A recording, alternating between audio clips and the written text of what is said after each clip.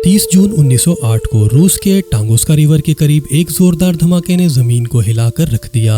ये धमाका इतना जोरदार था कि इसने 2150 स्क्वायर किलोमीटर पर फैले जंगल में मौजूद 80 मिलियन दरख्तों को तबाह कर दिया था। ऐनी शाहिदीन के मुताबिक आसमान 2 हिस्सों में बट गया और जंगल में एक ऊंची आग फैल गई। ऐसा धमाका पहले कभी नहीं देखा गया था, जिसने 800 मुरब्बा मील पर फैले दरख्तों को साफ कर दिया था। ये धमाका हिरोशिमा पर एटम बम गिराए जाने के धमाके से भी 1000 गुना बड़ा था। इस धमाके की वजह एक मेटेराइट था जो जमीन की सतह से 5 से 10 किलोमीटर की ऊंचाई पर बिखर गया था। अगर ये जमीन की सतह से टकरा जाता तो इसका नतीजा शायद बहुत भयानक होता। इस धमाके के नतीजे में पैदा होने वाली शिद्दत से सैकड़ों किलोमीटर दूर घरों के शीशे टूट गए थे। जरा तस्वर कीजिए, अगर इस मेटेराइट ने 1908 में मॉस्को, लंदन या न्यूयॉर्क जैसे बड़ी आबादी वाली शहर को हिट किया होता तो ये शहर मुकम्मल तौर पर सफा हस्ती से मिट जाते।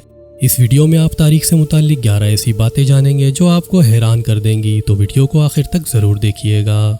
इस फोटो में जो जली हुई बॉडी दिख रही है ये सोवियत खलाबाज व्लादिमीर कोमारोव की है। व्लादिमीर कोमारोव एक से ज्यादा दफा आउटर स्पेस में उड़ान भरने वाला पहला सोवियत खलाबाज था और पहला ही ऐसा इंसान था जिसकी मौत खलाई मिशन पर हुई। अपने स्पेस क्राफ्ट में तकनीकी खराबी की वजह से व्लादिमीर ने जमीन से 23,000 फीट की ऊंचाई पर अपना पैराशूट खोलने की कोशिश की, लेकिन इसका पैराशूट खुल नहीं सका और इसका बेकाबू स्पेस क्राफ्ट 24 अप्रैल 1967 को जमीन पर गिरा और तबाह हो गया। व्लादिमीर वो पहला आदमी था जो अपने स्पेस क्राफ्ट में ही मारा गया था।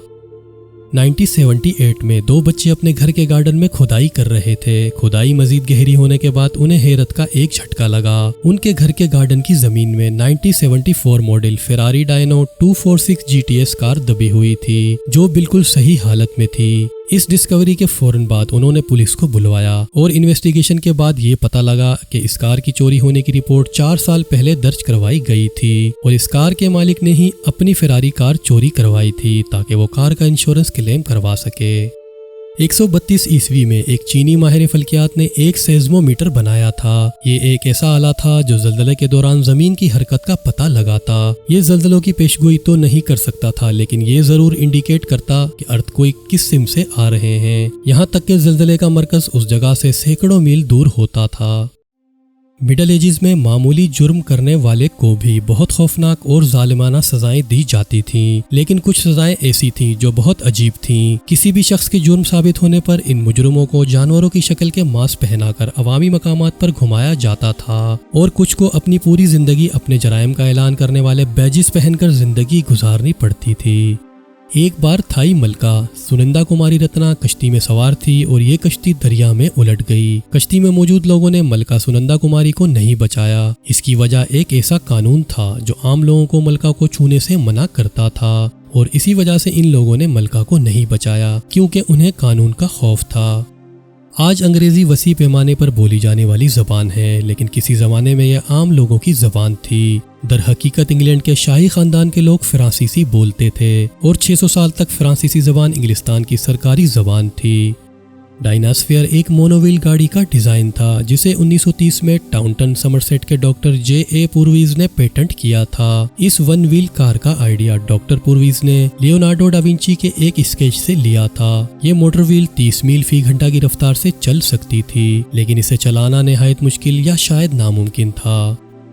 एंशिएंट रोम में मुजरिमों को बांधकर एक स्टेडियम में छोड़ दिया जाता था और वहां जानवर छोड़ दिए जाते ताकि वो उन्हें चीर फाड़ कर खा सकें। इस दौरान उस स्टेडियम में मौजूद तमाशाई सबसे ज्यादा देर तक जिंदा रहने वाले फर्द पर शर्त लगाते थे।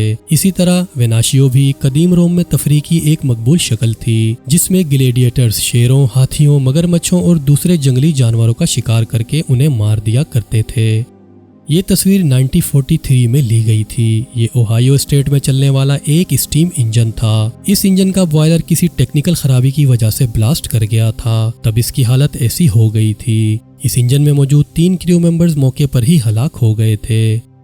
1916 में मशहूर कॉमेडियन चार्ली चैपलन ने जब mutual film corporation of New York के साथ मुआहदा किया तो इनकी तनख्वाह $6,70,000 हो गई थी। उस वक्त यूनाइटेड स्टेट के प्रेसिडेंट को 75,000 सालाना तनख्वाह मिलती थी। चार्ली चैपलन के फेम का ये आलम था कि वो अमेरिका के उस वक्त के प्रेसिडेंट से भी ज्यादा अमीर थे।